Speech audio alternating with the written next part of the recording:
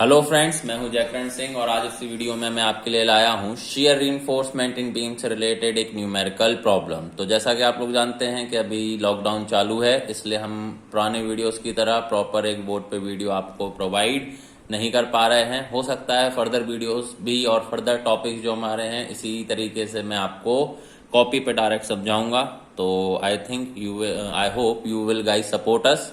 तो इसी तरीके से हम आगे पढ़ेंगे। तो चलिए हम स्टार्ट करते हैं आज का वीडियो। और जैसा कि आप देख सकते हैं कि आपके स्क्रीन पे आपको एक न्यूमेरिकल दिख रहा होगा। तो पहले हम उस न्यूमेरिकल को पढ़ेंगे और उसमें से गिवन डेटा के तौर पे जो भी कॉन्सेप्चुअल चीज़ें हैं वो समझेंगे। तो चलिए क्वेश्चन को देखते हैं। तो क्वेश्चन में आप देखेंगे कि सबसे पहले दिया है reinforced beam of rectangular cross section of breadth 230 mm। तो जिसकी ब्रेथ दी गई है 230 mm and effective depth of 400 mm is subjected to a maximum factor shear force of 120 kilonewton. The grade of concrete, main steel and stirrup steel are M20, 415 and Fe 250 respectively. तो ये आपको material के grade दिए गए हैं, ध्यान दीजिएगा। Grade of concrete तो ठीक है, जो स्टील हैं इसके दो ग्रेड रहेंगे, Fe 415 फॉर मेन स्टील जो आप AST के तौर पे देते हैं, और Fe 250 आपको स्टिरअप स्टील दिया रहेगा। आगे का सवाल है, for the area of main steel provided the design shear strength टाउसी। टाउसी जैसा कि आप लोग जानते हैं design shear strength of concrete दिया गया है 0.48 न्यूटन पर mm²। और आपके सवाल में पूछा गया है what will be the spacing in mm of 2 legged 8 mm स्टेरअप्स। तो आपको बताना है कि अगर हम शियर रीइंफोर्समेंट को 2 लेग्ड 8 mm स्टेरअप्स की तरह स्टेरअप यूज करेंगे तो कितनी स्पेसिंग लगेगी। तो जैसा कि आपको मैंने लास्ट लेक्चर्स में स्पेसिंग से रिलेटेड सारी चीजें बताई हैं। तो मैं यहाँ डायरेक्ट सवाल स्टार्ट करूंगा। तो पहले मैं अलग से गिवन डेटा लिखूंगा। तो आपको गिवन डेटा में क्या क्या दिया गया है। गिवन डेटा में आपके पास है सबसे पहले तो cross section that is breadth 230 mm, then effective depth that is small d 400 mm, maximum factor shear force दिया गया है अगला आपका that is VU 120 kilonewton। clear। then the grade of concrete, main steel and stirrup steel continue दिए गए हैं, जैसे M20 that means characteristic strength 20 Newton पर mm²। clear। इसके बाद आपको दिया गया है Fe 415 फॉर मेन स्टील। तो जैसा कि मैंने आपको बताया AST का जो ग्रेड रहेगा वो होगा Fy 415 न्यूटन पर mm²। 2 Fy रहेंगे, ये रहेगा फॉर मेन स्टील। इसके अलावा आपको एक Fy और दिया जाएगा yield strength that is steel 250 Newton पर mm²। It is for stirrup steel. So this is the data and one more thing, tau c design shear strength that is 0.48 Newton पर mm²। Clear. और सवाल में आपको दिया गया है 2 legged 8 mm स्टेरअप्स। तो आपका ASV एरिया ऑफ 1 स्टेरअप क्या हो जाएगा, ASV that is 2 into π/4 of 8²। It is so इसको आप सॉल्व करेंगे तो इसकी वैल्यू अबाउट आएगा 100.53 mm²। मैं पहले ही से वैल्यू लिख रहा हूँ, आप लोग कैलसी से चेक करेंगे। तो चलिए हम सीधा सॉल्यूशन पे आते हैं। तो जैसा कि आपने लास्ट लेक्चर्स आई होप देखे होंगे, ना देखे हों तो प्लीज़ पहले हमारे प्रीवियस लेक्चर शियर रीइंफोर्समेंट से रिलेटेड ज़रूर देखें। तो सबसे पहले सॉल्यूशन में हमने यहाँ निकालते हैं, जैसा कि हमने सीखा था, that is nominal shear stress. तो सबसे पहले हम कैलकुलेट करते हैं नॉमिनल शियर स्ट्रेस, जिसको आप बोलते थे tau V, that is VU divided by VD। Clear.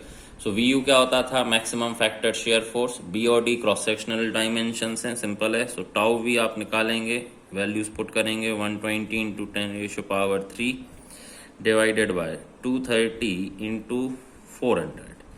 So ये इस तरीके से आप कैलकुलेट कर सकते हैं क्या, nominal shear stress. Clear. Nominal shear stress की वैल्यू आपकी अबाउट आएगी, इसको आप कैलसी से प्लीज चेक कीजिएगा। This value becomes about 1.304 newton पर mm²। This is the tau V. Clear.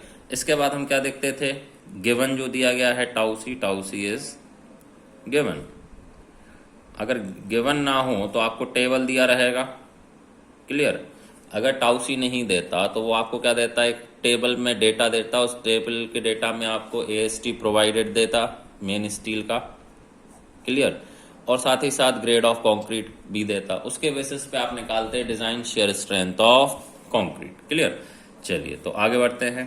तो इसके आगे हमने सीखा था कि अब हम चेक करेंगे, तो यहाँ चेक करने पे क्या आ रहा है, जैसा आप देख सकते हैं टाउ भी आया 1.304, टाउ सी आया 0.48।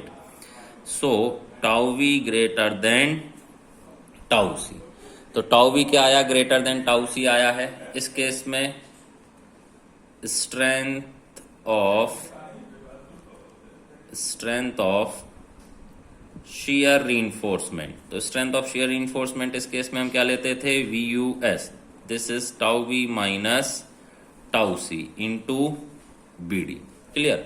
अदरवाइज अगर tau v less than tau c आ जाता तो फिर क्या होता था, तो थ्योरेटिकली हमने पढ़ा था कि we are safe in shear, but for some provision जो कोड में दिए गए थे, we always provide minimum shear reinforcement if tau v becomes less than tau c. But यहाँ हमारा केस क्या है, tau v greater than tau c. तो मैं सारे केस डिस्कस करूंगा जिससे कि आपको कोई कंफ्यूजन ना हो। So now we calculate VUS। So VUS के लिए क्या करेंगे, टाउ वी अभी अभी आपने निकाला 1.304 माइनस टाउ सी ऑलरेडी गिवन था 0.48 इंटू 230 इंटू 400। इसको भी आप सॉल्व करेंगे। सो VUS की वैल्यू आप सॉल्व करके जरूर देखिएगा, तो जो वैल्यू आएगी वो न्यूटन में आएगी, और इसको किलो न्यूटन में मैं अप्रोक्स आपकी वैल्यू आएगी 75.81 something, that is kilo newton. So ये आ गया आपका design shear force of shear reinforcement. So this is the strength of shear reinforcement जो आपको डिजाइन करना पड़ेगा। इसके बाद हमने फॉर्मूला ड्राइव किया था, that is spacing SB equals to 0.87 FY into ASB upon into D upon SB। ये फॉर्मूला मैंने आपको प्रॉपरली डिटेल में ड्राइव कराया था, तो आपको याद होगा। So the SB becomes 0.87 into 250। ASB की वैल्यू मैं पहले ही निकाल चुका हूँ, that is 100.53 into small d, that is 400 mm, divided by, sorry SB की जगह यहाँ आएगा VUS। सो VUS डायरेक्टली हमने निकाला 75.81। अब ये किलो न्यूटन में है, सारी वैल्यूज हम न्यूटन में करेंगे, into 10⁻³ that becomes. So SB आप कैलकुलेट करके देखेंगे। सो SB आप कैलकुलेट करेंगे तो आपका SB नियरली आएगा 115.30 mm, अप्रॉक्स आंसर आएगा। तो इसको मैं अप्रॉक्स लूंगा 115 mm। सो ये आ गई आपकी स्पेसिंग। क्लियर। तो वैसे आपको हो सकता है ऑब्जेक्टिव में 4 ऑप्शन हैं जिसमें से 115 डायरेक्ट ऑप्शन आ जाए, but we will always check for maximum spacing. जैसा कि हमने पढ़ा था, मैक्सिमम स्पेसिंग 300 mm और 0.75 ऑफ स्मॉल डी मतलब 400, तो ये भी आ जाएगा 300 mm। तो जो भी स्पेसिंग है वो 300 और 0.75 ऑफ डी, इससे ज़्यादा कभी नहीं होना चाहिए। और हमारा स्पेसिंग कितना आया, 115 mm। So our correct answer is 115 mm। So सीधा सीधा आपका सवाल आ जाएगा कि we will provide 2 legged 8 mm stirrup at the spacing 115 mm centre to centre. Clear. So ये था एक सिंपल सा वर्टिकल स्ट्रिप के तौर पे। और ये आप ये भी ध्यान देना, ये मैंने वर्टिकल स्ट्रिप की तरह डिजाइन किया है क्योंकि क्वेश्चन में कोई चीज मेंशन नहीं थी, और इसलिए हम कॉमनली क्या प्रोवाइड करते हैं, वर्टिकल स्टेरस प्रोवाइड करते हैं। तो एक सिंपल क्वेश्चन है, गेट का क्वेश्चन है, ये कॉमन डेटा का एक पार्ट वाला क्वेश्चन है। इसका एक पार्ट और होगा जो मैं डिस्कस करूंगा जब हम टॉर्शन में करेंगे, तो सेम डेटा को हम यूज करेंगे और एक सवाल टॉर्शन में भी देखेंगे, तो जिससे आपको कॉन्सेप्चुअली चीजें समझ में आएंगी कि शियर और टॉर्शन में आगे क्या रिलेशन है। सो इस वीडियो को देखने के पहले आप हमारे प्रीवियस वीडियोस देखें, तब आपको ये वाला वीडियो में जो भी मैंने कॉन्सेप्चुअल चीज़ें समझाई हैं वो आपको समझ में आएगी। कोई डाउट हो तो आप हमारे कमेंट बॉक्स में पूछ सकते हैं। Thank you.